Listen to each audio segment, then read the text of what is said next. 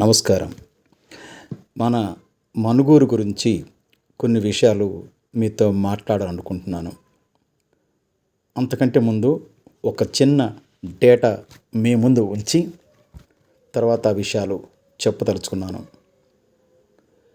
అడవుల పెంపకం ద్వారా 2030 నాటికి 3 గిగాటన్నుల వరకు కార్బన్ డయాక్సైడ్ను సంగ్రహించగల కార్బన్ సింక్ను సృష్టిస్తామని 2015లో ప్యారిస్ వాతావరణ సదస్సు సందర్భంగా భారత్ వెల్లడించింది.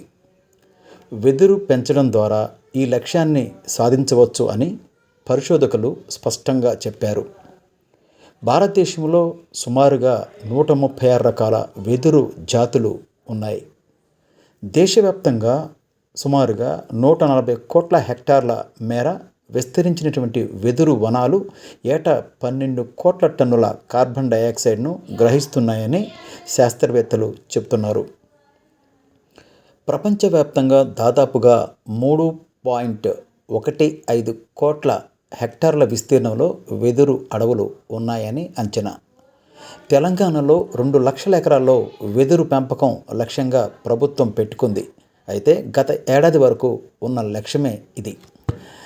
గత ఏడాది నాటికి కేవలం 2200 ఎకరాల్లో మాత్రమే వెదురును సాగు చేశారు. అది కూడా ఆదిలాబాద్, నిర్మల్, ఆసిఫాబాద్, మహబూబాబాద్, ఖమ్మం, భద్రాద్రి కొత్తగూడెంలో ఇది కల్టివేట్ చేయడం జరిగింది. అంటే 2 లక్షల ఎకరాల్లో లక్ష్యంగా పెట్టుకుంటే కేవలం 2200 ఎకరాల్లోనే దీన్ని సాగు చేయడం జరిగింది. ప్రభుత్వం వెదురు వనాల పెంపకానికి అత్యంత ప్రాధాన్యత ఇస్తోంది. అటు కేంద్ర ప్రభుత్వం కావచ్చు, ఇటు రాష్ట్ర ప్రభుత్వం కూడా. కాబట్టి వెదురు పేదవాడి కలప అని మనం ఎప్పటి నుంచో నానుడి ఉంది.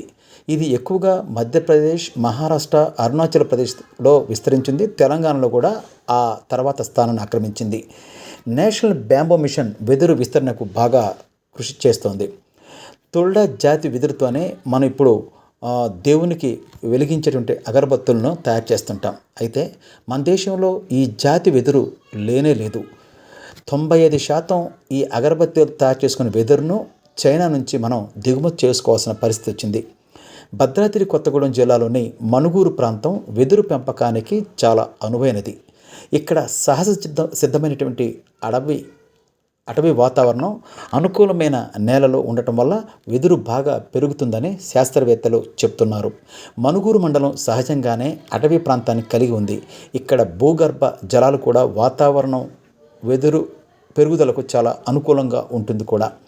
సాధారణంగా అటవీ శాఖ తమ ఆధీనంలో ఉన్నటువంటి డిగ్రేడెడ్ ఫారెస్ట్ అంటే క్షీణించినటువంటి అటవీ భూముల ప్రాంతంలో సామాజిక వనాల కింద ఏటా ప్రణాళికలు ప్రకారం వెదురు పెంపకాన్ని చేపడుతోంది. అందులో భాగంగా మనుగూరులో కూడా ఈ ప్రణాళికలు సిద్ధం చేసి ఇక్కడ ప్రాంత ప్రజలకు ఉపయోగపడేలా చేయాలని కోరుకుందాం. అదేవిధంగా రాష్ట్ర వ్యాప్తంగా పంట మార్పిడిలో భాగంగా మరియు ఉద్యానవనాల పెంపకాన్ని కూడా ప్రభుత్వం వెదురు సాగును ప్రోత్సహిస్తుంది. ఈ మధ్య స్థానిక ప్రాంతాల్లో లభించేటువంటి వెదురు ద్వారా గిరిజనులకు, రైతులకు అదనపు ఆదాయం కూడా లభిస్తుంది.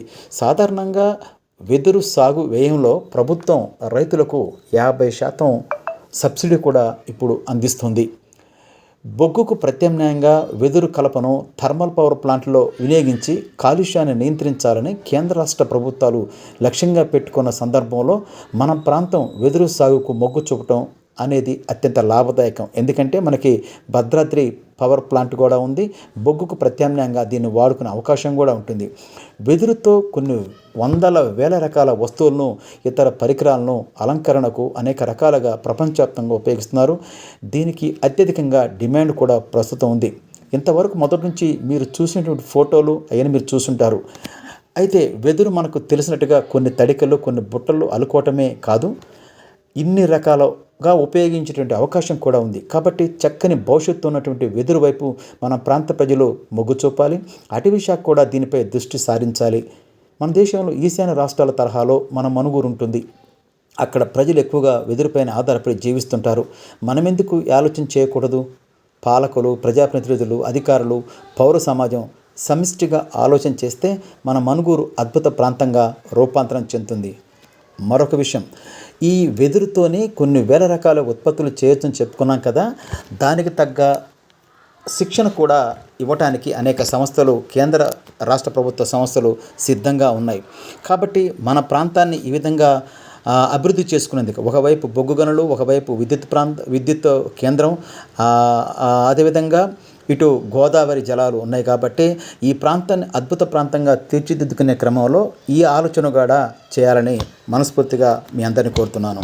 మీ పివి రావు.